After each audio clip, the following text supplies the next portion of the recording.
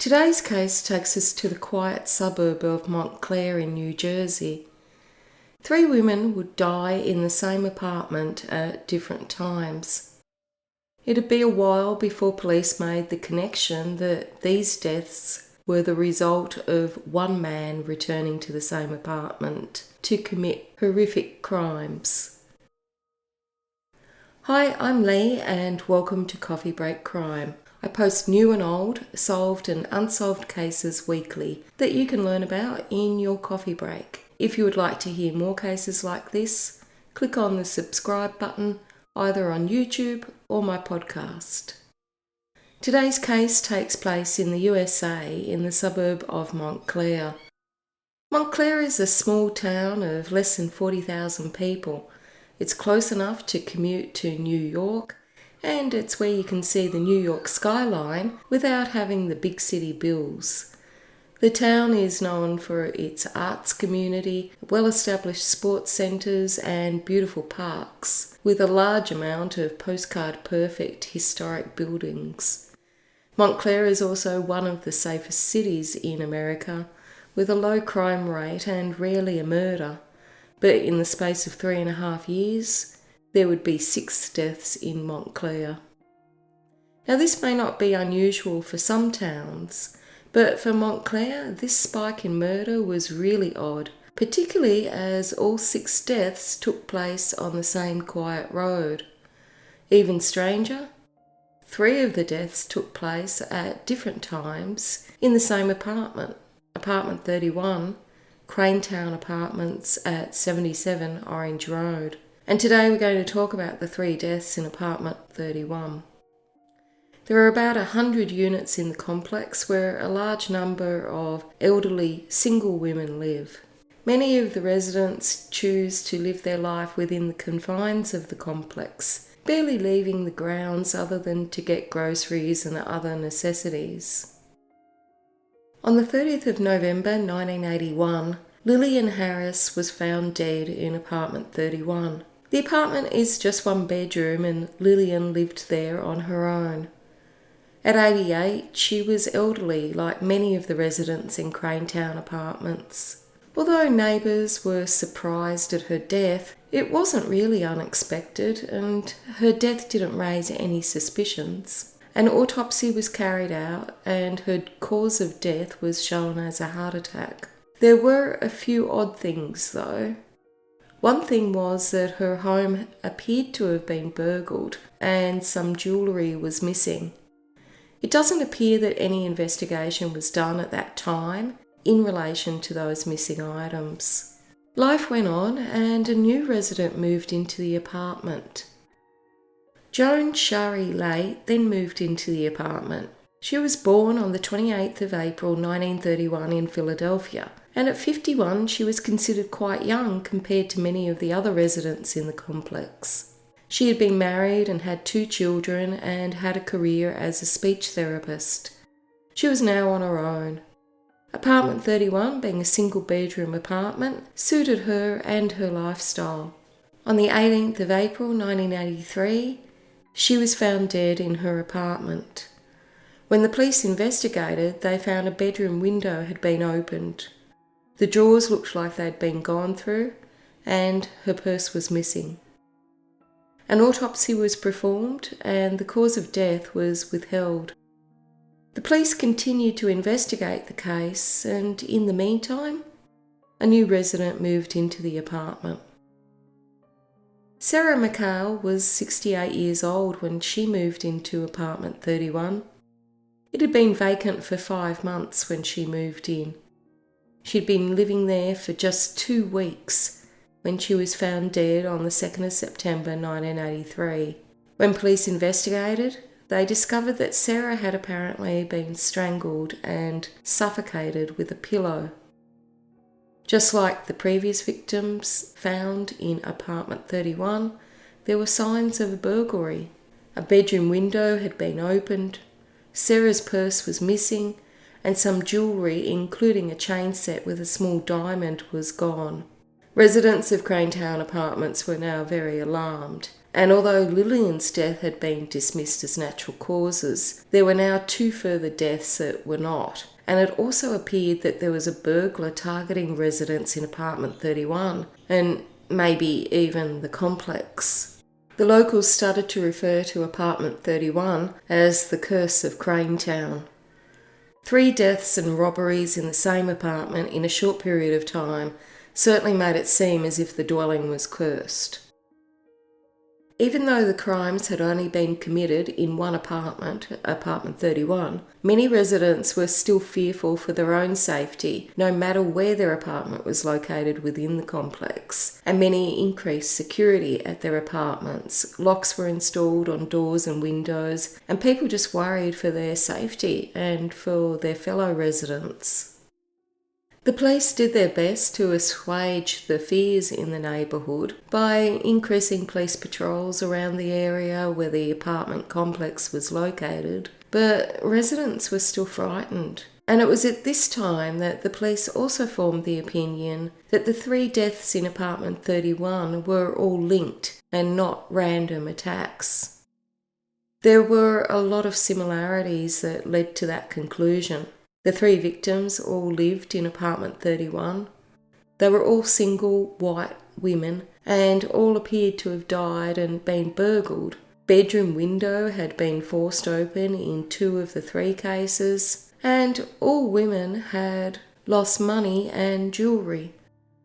The police theory was that all 3 victims had been subject to a burglary that resulted in their death. And this is when the police devised an elaborate plan to prove that the apartment was not the subject of a curse, but a criminal that was preying on women in the area that needed to be caught.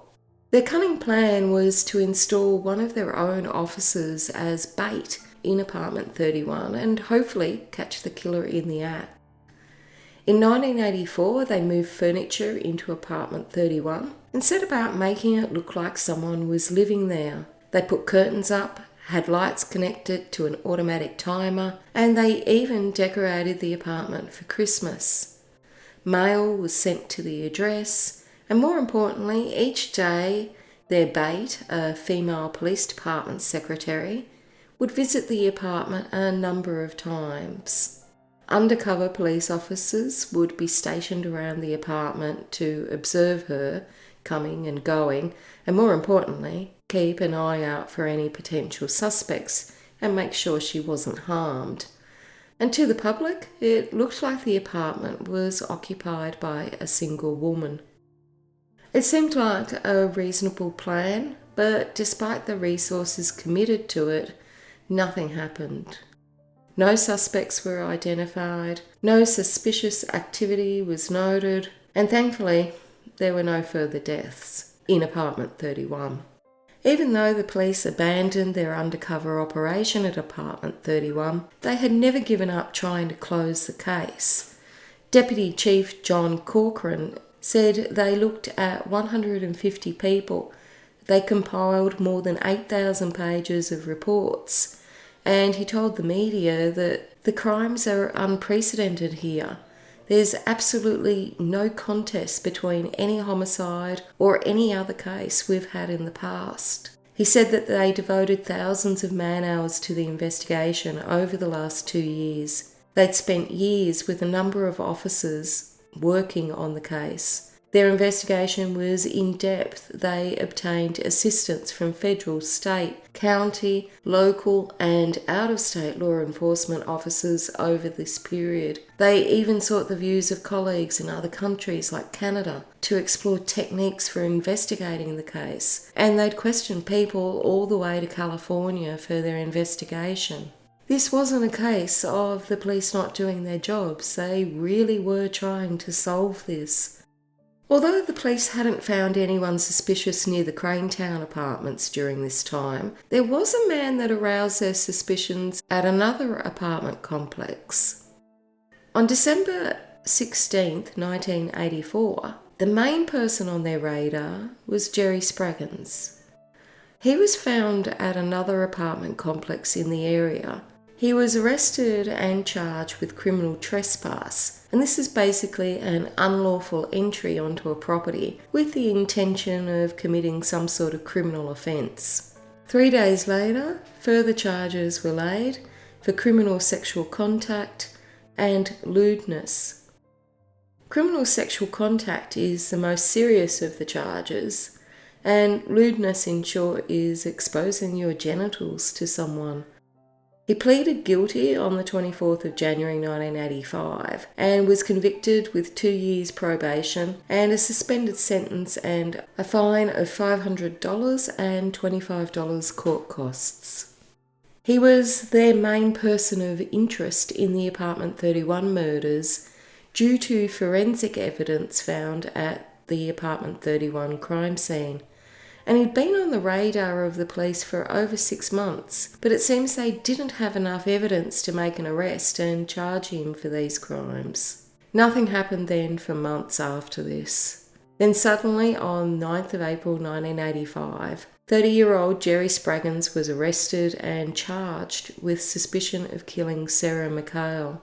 He gave a statement to the police incriminating himself at this time, and when questioned by police, he told them he'd been peeping through the windows at 77 Orange Road. The police wanted more detail, so they escorted him to the crime scene and had him identify the window he was peeping through. And it was while he was here with the police at the property that he took the opportunity to run away. He didn't get very far and was caught soon afterwards. He then admitted to breaking into Sarah McHale's apartment. He told police he put a pillow over her head to keep her quiet. During questioning, he later admitted to entering into Joan Late's apartment, and he told police he put her in a headlock and proceeded to have sex with her. Police obtained a search warrant for his house, which was owned by his parents, and although the police searched the property, they were unable to recover any further evidence.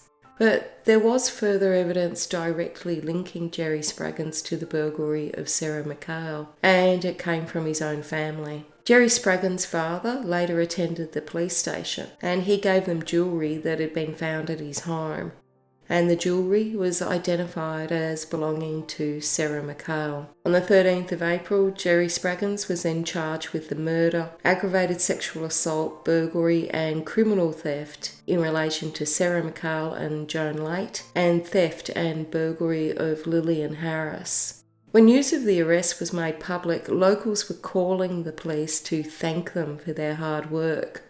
Finally, after more than 2 years, the residents at 77 Orange Road could sleep easily. Jerry Spraggins was born on the 17th of December 1954. He was the third child of 7 born to James and Dolores Spraggins. Little is known about his early childhood, other than he attended Montclair High School and graduated with a diploma on the 14th of June in 1973. He lived the bulk of his life at his parents' home at 389 Orange Road, Montclair. After he finished school, it seemed his hobby of tinkering with cars led to a job as a mechanic, and he worked on cars as a living, did side jobs for friends, and his parents' backyard was littered with car projects that he was working on. In his early 20s, he first became known to the police for some petty criminal activities. And when he was 22 and living with his parents, he was arrested near 101 Gates Avenue. This is about 4 minutes' drive from his parents' home. A report had been made to police about a peeping Tom in the area. Detectives responded and found Jerry Spraggins in the apartment complex. A search of his car was conducted and a small amount of devil's lettuce was found. He was charged with possession of a controlled and dangerous substance, the devil's lettuce being under 25 grams, and the peeping Tom offences. He was allowed out on bail after payment of a bond of just $250. He appeared at the local court on the 2nd of May 1976 and he pleaded guilty to 4 counts of being a peeping Tom and was put on probation. He had some minor problems with the law 4 years later. When he was 25 in 1980, he was fined $200 for driving without a licence and an extra $25 for contempt of court. And in the same year, he was also fined $250 for theft of gasoline. His co-workers and friends described him as a loner, but a top-notch mechanic. At the time of his arrest, he was also employed as a cab driver for the Claridge Taxi Company on Park Street. His workmates were shocked at his arrest, all saying that he was an excellent mechanic. He never bothered anyone and often worked 7 days a week. At the cab company, there was one female worker who said that there were times he was difficult to work with. He would often take the cab and drive without anyone knowing where he was. And he also had a tendency to leave the cab without checking with the dispatcher. And this would cause friction with the owner of the cab company, and they would often argue because of it. Sometimes the owner, Robert Barty, would fire Jerry Spraggins and he'd go off and work elsewhere until the owner had cooled down, and then he'd be rehired. As well as the cab work and mechanic work, he continued to work on cars after hours for extra money. And in between working, he had time to have a relationship with Renee Crockett, and the two had a 6-month-old son, Jerry Jr., at the time of his arrest. Renee had an apartment in Claremont Avenue, and he'd spent time between her place and his parents' home, just 5 minutes away. As well as the 3 deaths in apartment 31, there was another case at 288 Orange Road that geographically linked Jerry Spraggins to the murder. Angelo Alfana was a 75-year-old retired insurance clerk when he was found dead at 288 Orange Road early on the 1st of April 1985, just 10 days before Jerry Spraggins' arrest. Mr. Alfana had a neighbour who kept an eye on him, and on Monday morning the neighbour noticed a light on and a door unlocked, which was unusual. The neighbour had last spoken with him on Saturday the 30th of March, about 9 p.m. He was found slumped over his desk in the living room of his home. The telephone wires were cut to the property, and police formed the view that he had interrupted a burglary. He'd been stabbed to death with multiple wounds in his chest and neck area, possibly in or the early hours of Monday morning or late Saturday night. The death was similar to the apartment 31 murders in that burglary appears to be the motive, but the cause of death and victimology was vastly different. Ultimately, Jerry Spraggins wasn't charged with the murder of Angelo Alfano. On the 3rd of July, a grand jury was convened, and in New Jersey, the grand jury hears the evidence and makes a decision whether formal charges should be laid and if the case goes to trial. The prosecution argued that the forensic evidence linked only Jerry Spraggins to the case. His previous criminal record involved peeping Tom and theft offences. He was familiar with the area, having lived on the road most of his life, and he passed the apartment complex on his way to and from work. The main evidence that the police relied on was his fingerprint was matched to one on the bedroom screen of apartment 31. After Sarah McHale's death, the window screen had been found about 10 feet away on the grass, and police were able to obtain a fingerprint from it. Alfred Brown, for the defence, argued that fingerprints and other evidence, including blood samples, saliva, semen and hairs, were taken from his client in an unconstitutional manner before probable cause was established. This argument, though, was unsuccessful. The defence then argued that the death certificates for Lillian Harris and Joan Late stated that they died of natural causes from heart disease, and therefore there was no murder. But the prosecution argued that Lillian's body had been cremated without autopsy with a viewing only, and while Joan Late had an initial autopsy which noted heart disease, further investigation uncovered bruises on her arm and indications she died of suffocation as well. Only Sarah McHale had a complete autopsy, and it was found that she had been smothered, strangled, and been the victim of a sexual assault. In all 3 cases, the prosecution told the court that the screen had been taken out of the window in the apartment. Jewellery was missing, and the women were found with their nightgowns pulled up on their bodies. Jerry Spraggins was accused for the first time of the murder and sexual assault of Lillian Harris, whose previous death had been noted as natural causes. And even though Lillian's cause of death was a heart attack, the prosecutor hoped to prove that the burglary or attack led to Lillian's response of having a heart attack in the frightening situation. The police originally thought that these crimes were a robbery, and that was the main motive, but the sexual assault was the second crime. But after Jerry Spraggins gave a statement to the police, they reversed their opinion, and sexual assault was the main motive. He was indicted by the grand jury on charges of sexually assaulting, theft, and murdering the 3 women, and on the 31st of July he was denied bail. A month later, on the 7th of August 1985, Jerry Spraggins agreed to be interviewed by the Herald News with his lawyer, and he was hoping the interview would sway the public who he felt were perceiving him as less than human. His interview concentrated on how he had cooperated with the police. He told the interviewer in a softly spoken voice that on 7th of April he was told by his dispatcher that the police had gone to his workplace at Claridge Taxi Company and they advised that they wanted him to take some tests. He voluntarily attended the police station to comply with the request, and he realised then that he was being treated as a murder suspect. He said in the interview that he is spending his time looking over law books, trying to understand what he described as an incomprehensible legal system, and the rest of the time he spends playing cards with other inmates or watching TV. He optimistically told the reporter that when his innocence is confirmed, he wants to leave the area and start again somewhere else. He said that his mother is very supportive and her friends are amazed at how she is coping with his arrest. He didn't mention his father or the mother of his child.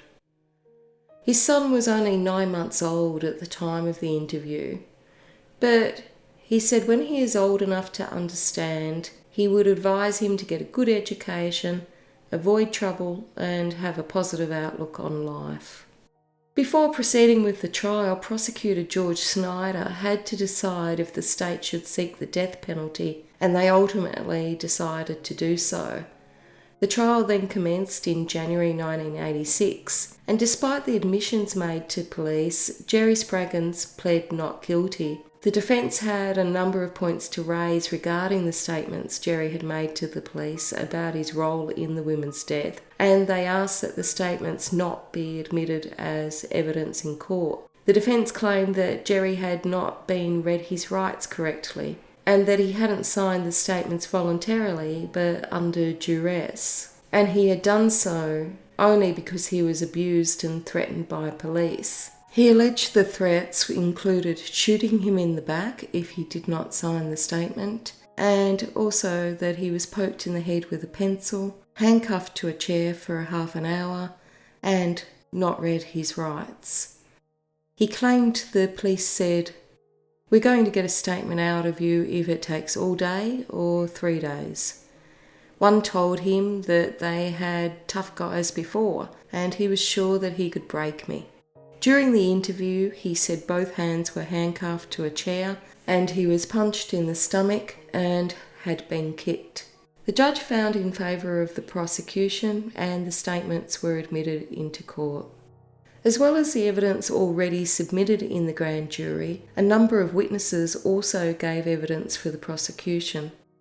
On the 14th of January, Eleanor Drupka, who lived above apartment 31, identified Spraggins as a man who had once gave her grandmother and a friend home a ride in the taxi. Eleanor said that she heard screams and noises on the night of April the 15th, 1983, 3 days before police found Joan Late's body in her bedroom, and she said that she also heard a very loud scream, short scream, and then it stopped.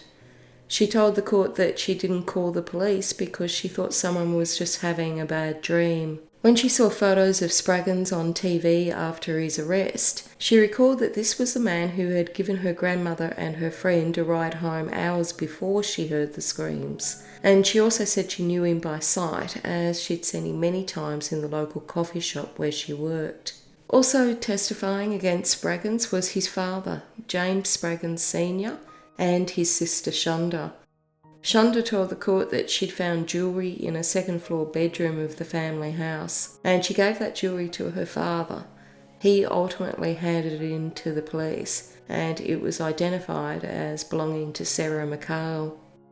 The medical examiner and the assistant medical examiner both testified that Lillian Harris had literally been scared to death based on her visual appearance. Her facial expression was one of fear. As a result, she had suffered a heart attack. It's believed that this happened during the process of being burgled or assaulted. The statements that Jerry Spraggins made to police were admitted into evidence, and on the 15th of January 1986, these statements were heard. In the first statement to police, he told them, "I have this problem about looking in windows." In his statement, he described how he'd seen the window when he was walking past 77 Orange Road of an evening. The blinds were up, so he could see inside. He explained how twice on these occasions he removed the screen and entered the property. On one occasion, he said he assaulted one woman on the couch and the other in her bed. He said it was dark out. I was walking by. The shade was up, I took the screen off, and I went into the apartment. I seen a woman on the couch. I put a pillow over her head to keep her quiet and so she wouldn't see me. I laid on top of her and sexually assaulted her. The woman was Sarah McHale. He left the pillow on her head, stole her pocketbook and gold chain, and exited the same way through the window. Jerry Spraggins claimed that when he left the apartment, he thought she was passed out or something, not dead. He told the court how a feeling would come over him at the sight of a woman through an open window. He said, "When I first saw her, she didn't have anything on, and I became overpowered by things I don't understand. I regret doing it very much so. I wasn't in my right frame of mind." He described her as a small lady, middle-aged and white. The photos tendered to court showed her with streams of blood all over her face. The second statement he gave police 12 hours after, on the 10th of April, was in relation to Joan late.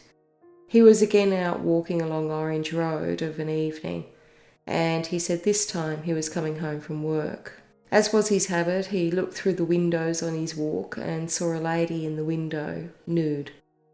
In his statement to the police, he said that he'd climbed through the window.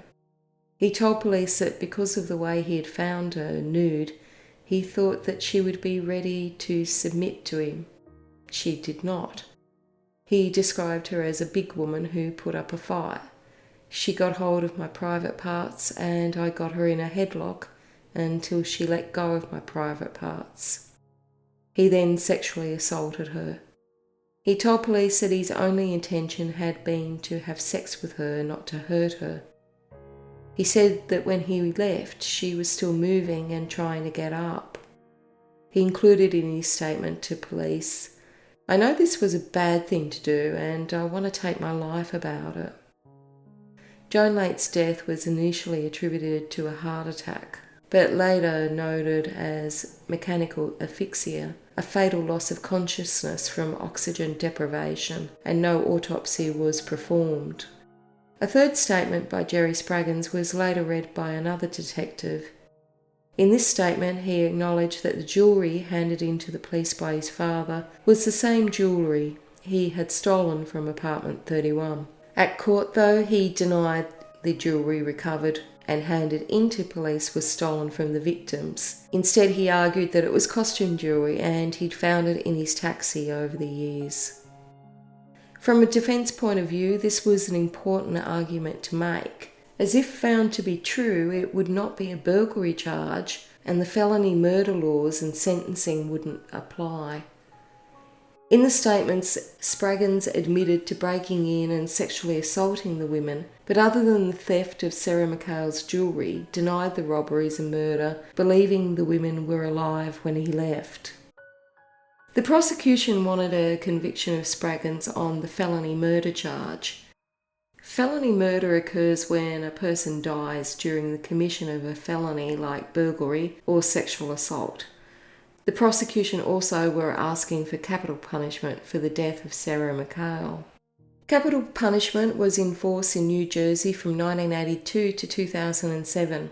According, though, to the Department of Justice report on death-eligible cases, the death penalty could only be sought in relation to Sarah McHale's case. If convicted for Sarah McHale's murder, this could result in his execution.